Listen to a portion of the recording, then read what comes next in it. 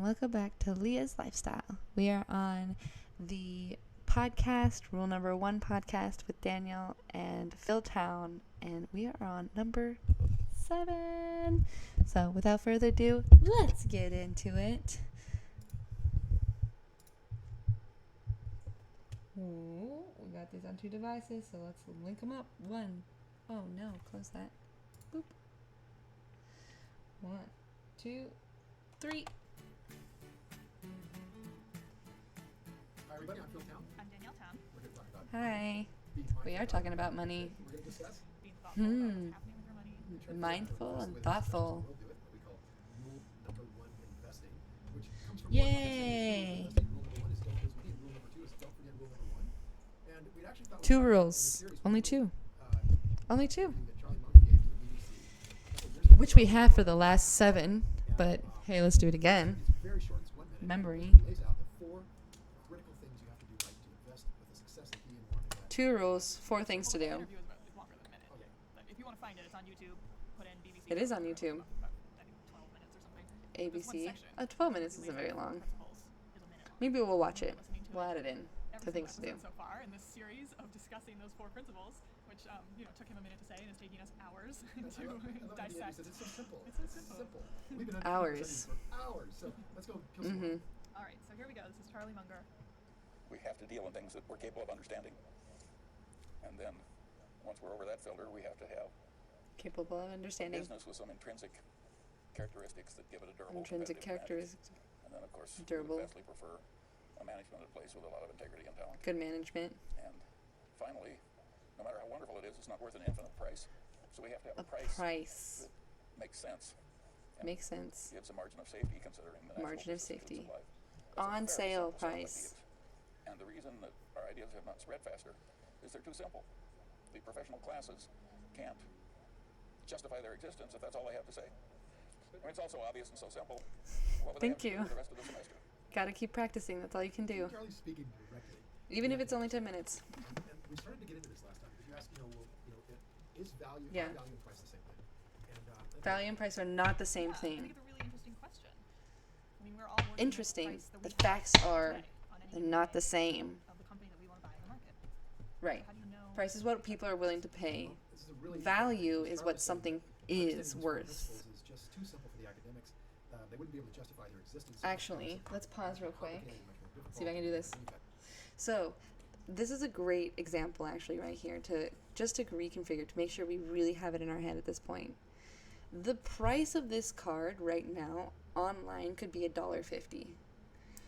The value of this card is whatever the ink and whatever has been created and the time put into creating it is, which could be like 2 cents worth, right? So the value is 2 cents, but the price right now could be $1.50.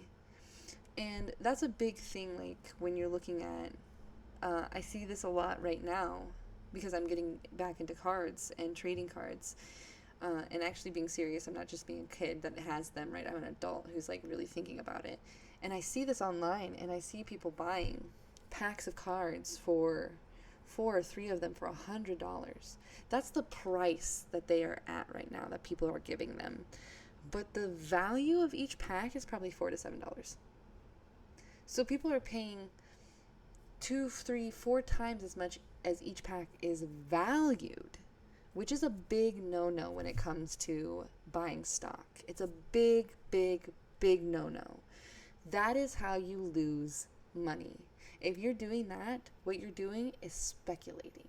You're speculating that the price is so high and the price is going to keep getting high and you're going to sell out before the price drops again. That's speculation. We want to be able to value companies and buy when the price hits at a margin of safety below the value of the price. So that way, even when the price comes back down, it shouldn't come down lower than that. Shouldn't. It shouldn't. Normally, historically, that is what has been found out. That is why we do it this way. That is why we're learning it this way. So if at any point you haven't understood, I hope that that little moment I gave kind of just clarified a little bit more for everyone. Yes, they're selling Yes, they'd be selling it at a loss. Exactly. You're getting it. You're understanding. So, like, if you are being able to sell, if you do have this card, you bought it at the value of 2 cents or 5 cents, and then you're now getting to sell this card at $1.50. You're getting $1 out of it. You're getting that. If you're selling it at that point, right? That's if you're selling it at that point. If the card keeps going up, you would get even higher off of it. So, that's why we got to know the value of things outside of the price, because it matters so much, especially when it comes to investing in companies. Let's continue. See what they have to say.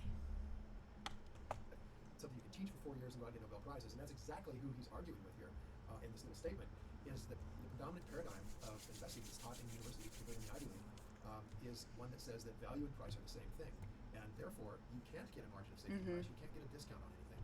Nobody can really beat the market, And that's not anybody who true. does is simply an anomaly. They're simply a part of And a they're bell curve of not. potential outcomes, and there's always, the one ball that lands way out on the end of the bell curve. Because There's Warren and always Charlie that did it for thing over probability. 80 years, so they couldn't have been an anomaly continuously for that long.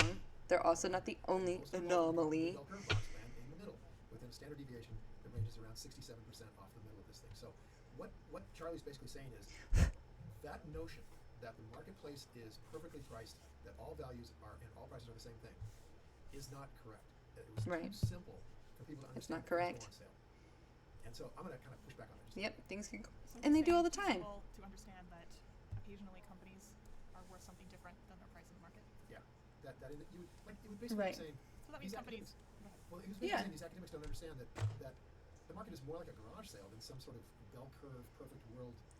Garage sale. That's a weird way to put it, but okay, yeah, fair. Charlie thinks it's like a garage sale, like a big flea Yeah, market. And most of the time people are selling Yeah, stuff in the flea market. it they don't is. get the Okay, retail price. I get that. I Once accept. in a while, you can get a real deal in there. Right. If you know what you're looking for. And you also get ripped off at the flea market. Hmm. Precisely. And- my point. That would make And you sense. can also you can get hella ripped off. It has, Yeah. it has emotions that feed into it. And what I like to think of it is as they call the market Mr. Market, and say that Who does? Charlie and Warren. They basically say Mr. Market. is our partner. That we Okay. We have this wonderful partner. Oh. We buy anything we want to sell, and we'll sell anything we want to buy. He gets to name the Mhm. price. So he's our partner. Say that most of the time, Right. he's pretty rational in prices. So buy and sell anything you want, but he gets to name a price. Got it. And because he sometimes gets emotional Mhm. and fails to price things rationally, he prices them irrationally, either way Right. too high or way too low, depending on his mood. So I like to kind of think of it that Mr. Market's bipolar and is on Right. his meds most of the time and keeping pretty Bipolar. emotion. And once in a while he falls off his meds, and when that happens, he can become irrationally exuberant or he can become Okay. horribly chronically depressed. And in either of those scenarios, That's a weird way to put it, but okay. So what Warren Buffett says is much simpler than that. They basically say that they buy on fear. And We're sell all on learning together. those two predominant emotions start taking over the market. Learning It becomes together. either a seller's market or a buyer's market. And they That's just want to it. make sure they're not buying into a greedy market and selling into a fearful one, which is what everyone else does. That's almost by definition what a greedy market is. Everyone Right. is We paying too always much and sell paying more and paying more and paying more. in There's a fear. huge bubble like in 1999 Mhm. and 2007.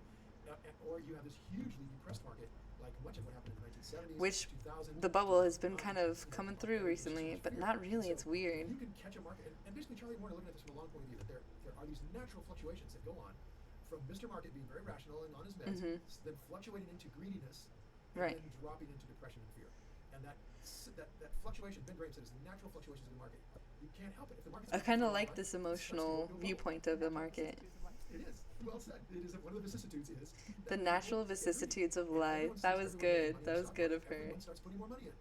Because why? Because I saw my friends making money. It looks easy. Right. So now I'm going to put more money in the market. And when no Right. one's making any money, I in the may stock as well do market, it too. I'm getting money out of there. Mhm. Why? Because no one's making money in the market. So you're following these basic, Right. terrible instincts of greed and fear, which make you do just Instincts. the wrong thing. Oh shit! I named that. You should be doing the opposite. I have to say, I find it interesting that you are talking Right. about those instincts so negatively. We're copycats. We like to follow each other. Using evidence to make their decisions. Okay, the market's been good for a little while. Maybe it's been good for a year. I see it going up. I see people I know and trust putting money into the Mhm. market. This seems like a good time to put money into the market. Right. And the converse as well. So Right. I'm not sure that it's a greedy action necessarily. I mean, to me, But it is a makes greedy sense. I think you action, can make a right? good Like, argument there that yeah, the core exactly. thing that's driving you to make this sensible decision to put your money in the market.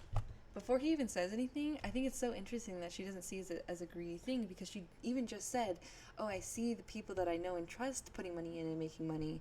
I should do that too." That seems exact that, like, for me, that literally rings greedy. That literally rings, oh, they're making money, I want more money too. I'm gonna do what they do. Right? Like, that is that not what greedy is? Greedy is what greedy does, right? Am I missing something there? I think it's so interesting that she sees some of these things. Like, I definitely, I empathize and visualize some of the things that the way she does it, for sure.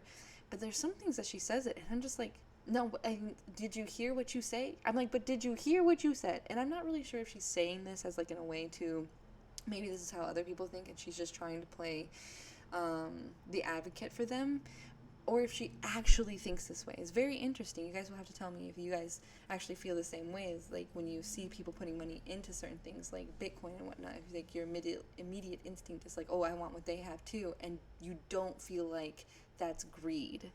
Because I feel like that's exactly what, I don't think we should see it as a negative thing. I don't think we should see, like, greed as like, oh, that's a bad thing. I that's why I don't want to, like, say that I'm greedy. But, like, is that not what we're doing?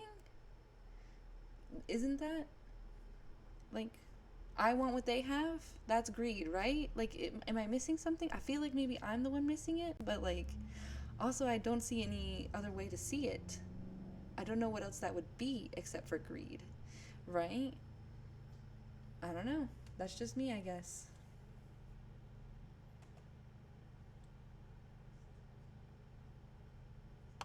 Is this sense that your friends are making money, They are. which is greed kicking in.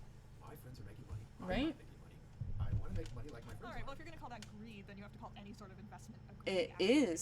Because we're all trying to figure out what to do with our money. That's the whole reason we're discussing. Yeah. this. Okay, let me back off of it then, because I don't want to. It That is. would mess with me too much. But let's then call it exuberance.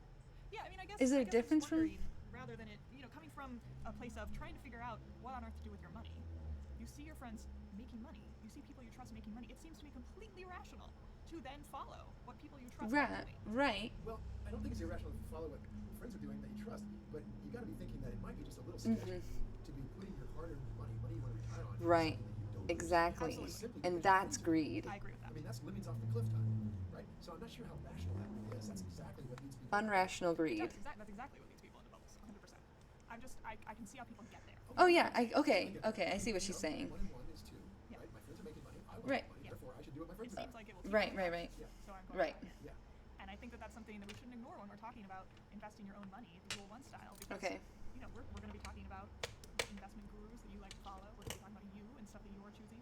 And then you're looking, People are looking asking, at what other people are oh, doing they in order to make follow them. Right. Okay. That is correct. I see what she's I saying. just want to take you back to what Charlie is Okay. saying each time, which is the first thing you have to do, the first sort of level of screen before you can say I'm going to do what Right. my friends are doing, is am I capable of understanding? Absolutely. Am I I think capable of that's what understanding? is cool Right, about right. financing, is that there's this whole other Not just follow section along, but of make sure you knowledge get it and understand research it too. and, Yes. investment of time before you actually go ahead and make Right. that decision to do what your friends are doing. And maybe you still make the same decision. Maybe your friends Right. are really smart. Fair. And already did that stuff Right. as well. Your friend's name My Charlie. good friend's named Exactly. Charlie. So I think I obviously Right, have right, a right. reaction to your use of the word greed. Clearly, yes. I don't think what we're I doing is do. greedy. I don't think investing is greedy. I think people have a that natural investing your money in greedy intelligent places response to is things, so I really do. important, and I think that's the entire thing we're talking about. None of those things are I think greedy. they are In all greedy. fairness, we do have I this don't think desire to greedy is become necessarily desires, negative, so though. desires drive I don't us think to just because you're what's greedy, it means that It's perfectly bad rational. It things. is to look good. Now, when you actually leap, that can be what's irrational. If you don't see where you're going to fall, that's not a good idea to just jump. Yeah. So And it sounds to me like what you're saying is don't just follow Right. what somebody else is doing. That's what Not creates don't be bubble. greedy. It's, Just and- be and smart totally about the way that involved. you're doing it, so you're not. I mean, one of the kind of classic Being moments of investing ignorant. is when your taxi drivers give you stop tips. Right. You're at the top. You're really, things are going to be bad from here on out because it's gone to that place where people who have no information about it, no education about it, Right. are actively investing in it. And they don't know how. And really, I don't even use the word investing when it comes to that. They're just gambling. Yeah, that's an interesting point. It's just pure speculation. And speculation's not good because then you're just gambling at that point. And what Charlie's laid out is really a wonderful. Speculation equals gambling. Gambling is speculation. Does it have a durable competitive advantage in the market? Is it run by people who have integrity and are talented? And finally, do I know what the value of the business is enough to know I'm not paying the Yeah. I'm paying a margin of safety? You want good discount to people a running the sensible stuff you're price. doing. That's what I want to do. And the difficulty with the rest of the world understanding that isn't really what Charlie says it is. The reason these guys don't teach this isn't because it's too Right. simple. And it isn't because they need to justify their existence. Right. Right, of course not. He's being He's being kind of facetious. Yeah, he was being facetious. He's being 92. And the reason that they don't teach it is because they don't believe you can do what he does. Right. They I truly can't don't believe tell it. you how wild But this is also- in academic circles. There's a guy named Burton Malkiel who was a professor emeritus at Princeton, They're working on a different idea. called Ooh. Random Walk on Wall Street. Random They're Walk on Wall Street. We need to read that. Now, first, public Random that were defound. Walk. Price is value.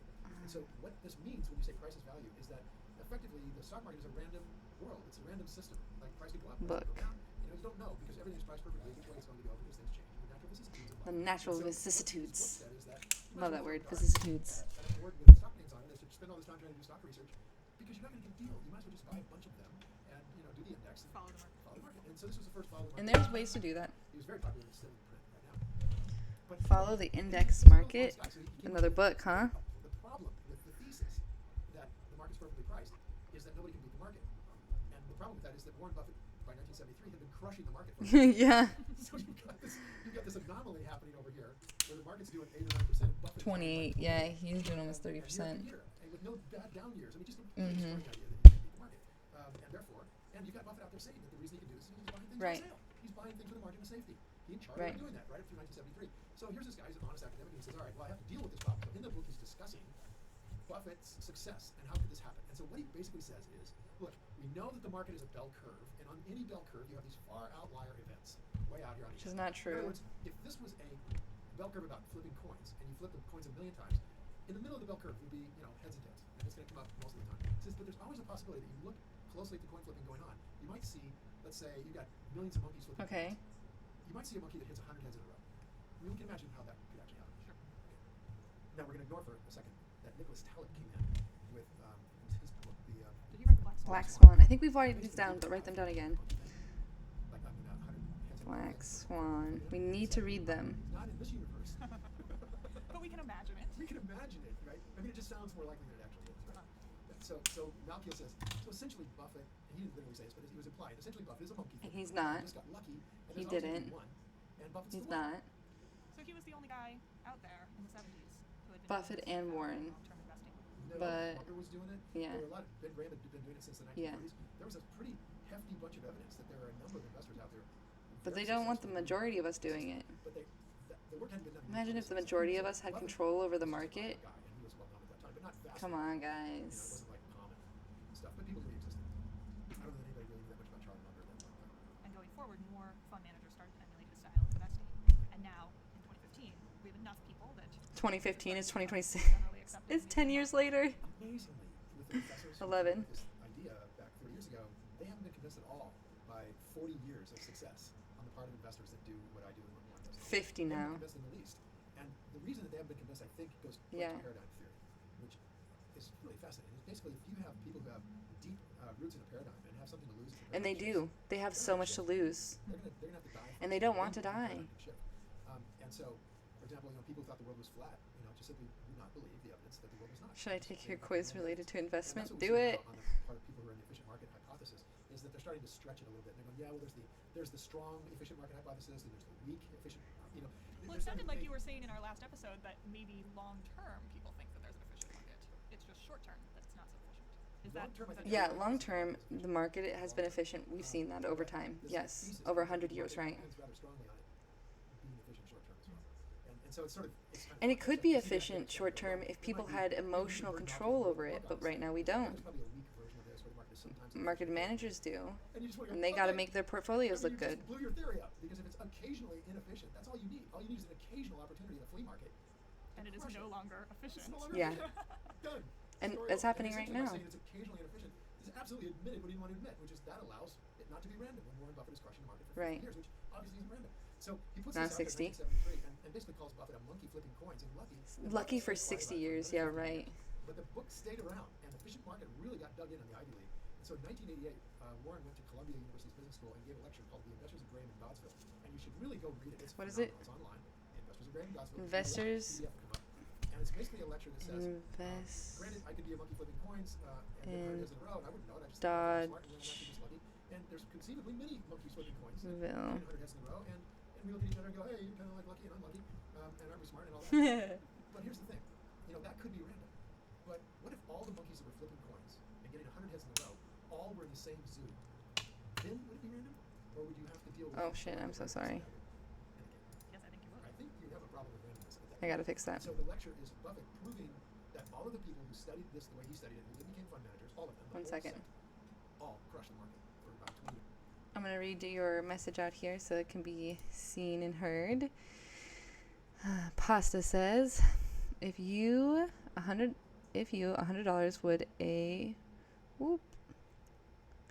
you had $100, A, you put everything inside your bank, B, invest in a risky startup that could 10 times or go to zero, or C, split half risk. Oh, honestly, I would not have done it. I would not have done it like the way that you suggested. If someone gave me $100 to invest in right now, the first thing that I would put that into is a high yield bank account. If I could I actually have one, but a 6% one would be best, and that's where I would put it first. And the reason I would do that is because I would assume that there's nothing right now that I can invest in. But the next thing that I would do is, while it's sitting in there, is I would do some research on businesses that I've been doing research on to get to the point where I feel like I know enough about them that these would be the businesses I long-term would invest in. The next thing that I do is what I've been learning, which would be I would do puts on them, which the way that I've been learning for doing it is that you essentially put your puts in saying that I'm expecting this business to stay within this range for this long, and I'm not expecting it to change much between these two.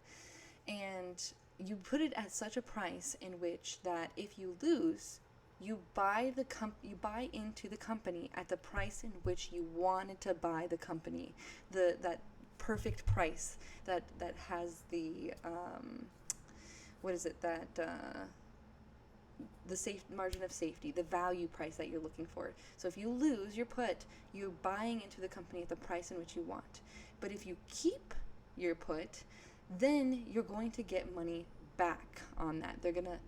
Someone's gonna buy it, you're gonna get the percentage difference between it, right? And so I would just do that until I've spent that $100 and bought the $100 within the stock that I wanted. That is actually what I would do, while keeping the excess money in that 6% to keep growing and keep above the yields. So, yeah, I think it's funny. I wouldn't have done any of the things that you suggested. If I had to pick one of the things that you suggested, then I wouldn't even do half and half. That's the thing. As I would put 10% into the risk. 10%. That's it. The rest of it would go into my high yield savings account. So that's that. But again, if I had to choose it, I guess I would do the half and half. That is an amazing answer. You are ready to get into this feud. I am. The problem is I don't have the money, and truthfully, I have not done enough research on the companies that I'm looking to buy into. So that's where I'm at. That's why I'm reading the book. That's why I'm doing the podcast, to help me continue every day to do a little bit more of this, to encourage me, to give me that energy to do it. Because then as I'm doing it, another thing is I don't have a lot of the words down and memorized. I don't have a lot of the stuff that I need to for sure to be able to share it, which is why I'm making these videos for people to watch and listen to this, to help other people do it, to help encourage other people to do it. So I like being a group person. I'm a team player. I'm not much of a one-on-one kind of human being, which is funny because I do better that way anyways. I don't know. I'm one of those weird introvert, extrovert people. What do they call them? But yeah. Let's finish this beat up. I really like that. That was fun. Thank you for asking me for that. 30 years each. And he presents the data. It's incontrovertible data. So, but does that matter to guys? No. Who have efficient market companies? Have fun with it, because they have just won a Nobel Prize for efficient market hypothesis. Mm-hmm. Won a Nobel Prize in economics. Yay, Nobel Prize. Price with Black-Scholes formula, which depends very much on efficient market hypothesis. Price. Yeah, which is ridiculous. That's why you got to evaluate yourself. Do not listen to the valuations. Counter-argument came out from the academic community. Robert Shiller, an economist at Yale, wrote a book called The Irrational Exuberance, and basically said the stock market is so massive. Irrational exuberance, write that one down too. And then he showed through 140 years of the stock market history that definitely the stock market gets overpriced and underpriced. That it is not at its value all the time. It's moving through it into bubbles and then moving through it into depressions. And it's a really good book. You should read it. Yes. Irrational Exuberance by Robert Schiller. We're going to. I'm sure we have them written down, but just in case. And since then, there's been a number of papers indicating that, in fact, you can duplicate the market. In fact, the smaller you are, the more chance you have of beating the market, which makes sense, right? You don't move so much money around. And gradually, I think this paradigm is But no one, even now. It's hard to argue that the market is really efficient when you've got stuff priced Thank you. at $100 a share and 6%. Yeah, we should do that. We want to help other people. I want to help you. That's really rational So Teamwork not makes the only dream that, we're work. all not scared. We get managing our own money, and the fund managers aren't any different than us, except it's more money. Yeah, that is scary to manage your own money. I think It Buffett is. and Munger really nailed it. That the market It's much easier to want to give it to other pricing people, things but rationally we most got of to the take time, control. Occasionally it gets greedy, This is our and we world. wanna sell. And occasionally it gets fearful, and then we want to buy. So the essence of our Yeah. investment strategy is simply to be capable of understanding the companies that you're looking at, be sure that they have Capable really of durable understanding. business models, some intrinsic characteristics that allow them to compete for a long time in the future, so that you can come up with Mhm. the real value of the business. And then when you can come up with the real value, of We the want business, to come up with then the you can see value of when it. it's on sale. Do you Yes. think that having that knowledge and that research And only then. into the management and the moat and the That's why we do 10 to 15 businesses, guys. Not all businesses. Businesses within your circle of competence. Yeah, that's a really good point. Yeah, absolutely. I mean, think about it like this. The essence of this paradigm is that in order to get a higher return, you must take more risk. Right. That's the essence of the paradigm that says that all prices and values all prices are values. what does taking risk mean? Yeah. Well, taking And you risk don't need means to take you know more that risk. You're going to have to take a bigger chance that you're going to lose your money on this stock. Or Yeah. How would I You take don't a have to risk? do that. I want to make a risky investment. What would that look like? Okay, very good. Oh, risky a business that investment, just according to starts up. efficient market hypothesis, is an investment in a stock that moves around up and down in its prices substantially more than the S&P 500 index. That would be So a volatile Oh. stock is a risky stock. according A to volatile stock is a risky stock, and that's what they want you investing in? That's insane. That sounds stupid. All California Teachers Association money is being invested in modern portfolio. Yeah, that money. Which essentially That says money. more Oh, of the stock shit. bounces around relative Before he continues talking about the pension funds, that money alone, I think in the book it said it was like $700 million worth. And if everyone that was in, every teacher, every person that was in that education pension fund, if they would take their money away from those people, we would then get emotional control over the stock market. We would get emotional control over the stock market. We could have control over how the stock market ran, when it went up, when it went down.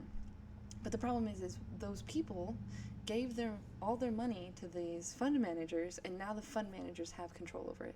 So now they decide when something's risky. They're like, and they need to make their portfolios look good. Everything needs to be green and up, right? So like they're always moving stuff around and buying and selling, and it's a mess. And that is why it's like how it is. And the reason why they want you to believe that it's stable is because they want you to believe that those people, what they're doing is rational, when it's not rational. It's not rational to focus on the look of your portfolio over how much you're making throughout the years, over the percentage of return that you're getting. That's not rational, but that's what they want you to believe is rational, and it's just not. It's just not.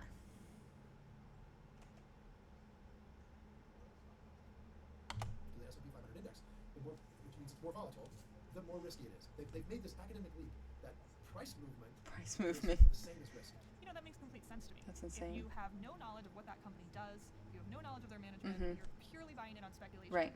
That is terrifying to watch the price go up and down. Absolutely. Well said. So to me, if you do have the information and the knowledge that we've been talking about, it would counteract the fear Yeah. with a volatile stock. Right. Let's give an example. Let's say a company is And it does for me. just going along just like the S&P 500. So let's say the S&P 500 volatility is 1. Okay. Say it's a volatility rating of 1. Okay. And this company also has a volatility rating of 1. So if I were building you a portfolio and you said, and I said, how much risk do you want to take? And you said, I don't want to take any risk at all. And I said, okay, we're going to put some money in the stock market and we're going to keep it to very low volatility, which I'm thinking as an advisor is the same as risk because that's what I've been taught. Oh. I translate that, you don't want any volatility relative to the S&P 500. So No. I'm going to buy this company that has volatility 1 because it's the same. All right. Now, What? suddenly, And is that just due to historical numbers? yeah, This historical company prices. hasn't really moved its price in 5 years, therefore it is extremely, Well, or this it's like company's gone up in a price has been steady the same way. as Okay. the S&P. If the S&P went down, it went down. If it went up, it went up. Oh. So you're just gonna get The the. S&P volatility number, let's say, is 1. This has a 1 because it's doing the same thing. So what is the S&P, Now, right? these guys announced Like that, average. oh, man, Egyptian cotton, because of the Arab Spring, is maybe not going to be harvested, and as a result, the futures prices in the futures market in Chicago on cotton has just gone nuts. And cotton used to be 85 cents a pound; it's now $2. And our company makes T-shirts, and we are not going to be able to buy cotton and make a profit at $2 a pound cotton. So we're going to just tell you right now. Okay, that's not bad. 11, 15%. Either they straighten it out what's going on in Egypt, or Georgia 10%. In any case, it'll work itself out in a year or two. Now Now that just happened. That's a real thing. Yeah. Okay. So if you did that, you What get like happens an then average is of the 10% market back a sees year. That's very not little terrible. uncertainty about how this It's company's not gonna do. great, but that's not terrible. Actually, there's no uncertainty. The CEO just told you they're going to get hammered. And so what do people do? They sell it.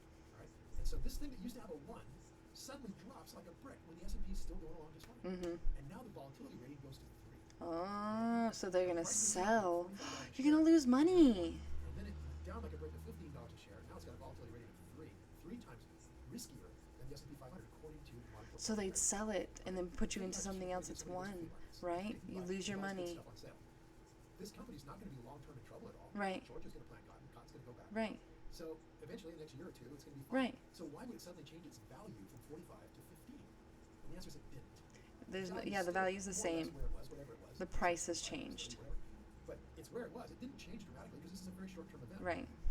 And yet now Mr. Market is saying this is a very risky company. But it's not. It's not risky. It's still a good company. But look at what happened. The market's saying it was So less the risky sell to buy went it than low. for $45 a share. See, that's what I'm So saying. just buy it They're for fucking people over. $15. It's the same company. And that's why you get your only 10% back. Right, nothing long-term change. The short-term changes. Yeah, I'm buying a $10 bill for $3. And somehow the market theory that dominates the market now is telling me that this was riskier to buy this at $3 than it was to buy it at $10 3 weeks ago. Yeah, you should be buying it at $3. It actually makes Should buy no more. common sense whatsoever. Long-term. Long term. But academics are looking at this and just saying, well, volatility is equal to risk. But it's Therefore, not. It's far riskier, and that's why it's at 15. That's just like, insane. wow, man. When you Okay. realize how crazy That's why it you is, don't start wanna- to see why Charlie is thinking these ideas are so Fund managers simple. don't know what they're Academics don't get it. doing. They just don't get They it. don't. And so he thinks this I is barely get it. no big deal. People understanding a t-shirt company? Yeah. Did this company have intrinsic characteristics that give it a long term? Yeah, they're the lowest priced t-shirt company in the world. They make the cheapest t-shirts. Great. That's a huge moat. Are the management talented? They're brilliant. And they have total integrity. Look at they came out and told you the truth about what's going to happen, knowing it would refresh the stock price. Right. And they're now on sale. Right. That's Buy all them. Charlie's It's saying. time to buy It's a 'em. simple idea. The On academics sale. are so wrapped up in this notion that the change in price on a company is the same as risk that they don't see it. They actually don't see it. And So it sounds like they're saying that the new price is its new value. they are saying that. Exactly what they're saying. So they simply don't believe anything can be on sale. So, like, imagine this. You're walking across the campus in Princeton with Dr. Malkiel, and you look down and you see a $100 bill on the ground. Right. So you reach down and pick it up, and he says, Danielle, don't pick it up, because if it was real, it wouldn't be there. Right. And then suddenly it moves along on a string And on it the moves along sidewalk on a and it's some string. frat boy. Exactly. Yeah. Exactly. So sometimes 100 bills are on the ground. Right. And you have to be willing to go pick them up. That's all Charlie's saying. And that's the essence Okay. of Rule 1 style investing, is to be capable of understanding the business. Right. Know that it's really durable, and you can then put a value on it, and then wait patiently until these normal fluctuations of the market, which Charlie calls the vicissitudes of life, those normal vicissitudes bring you that company on sale. That's basic Rule 1 It was investing. basic world. Okay. Wow. Yay. I think we should stop That it. was good. That was like coming to some kind of conclusion. That was a great So conclusion, hard, But yes. we need to go on to the next level, because you asked a question a couple podcasts ago where you said, isn't it hard to just kind of like find all these companies and do all this research and that you're capable of understanding, and then you end up with all these companies you understand really well, but none of them are on sale because the And then normal you're just institutions in waiting. the market haven't put them on sale And yet. then you're just Yeah, waiting. so What's frustrating. a shortcut here? Ooh, a So shortcut. we have a couple more things we gotta Can you talk talk about a before we get shortcut? into that. I want to show you how guys like Charlie and Warren and I figure out the value of the business. All right. Yeah, that's so true. And we're learning that in the book. So if you're finding this on YouTube, don't forget to like, share, subscribe, hit that bell icon down below so that way you know when I'm going to post again. And leave a comment down below, guys. What are some things that you're learning from this? Are you feeling like this is changing your mindset and the way that you're perceiving things? I've been like looking into this stuff casually for 5 years, only with this last couple of months being more intentional and purposeful about it, and I feel like I'm just now getting it. So do you guys feel like this is helping? Do you feel like this is something where it's like making you curious? Like, I would love to know. And until next time, guys. Bye.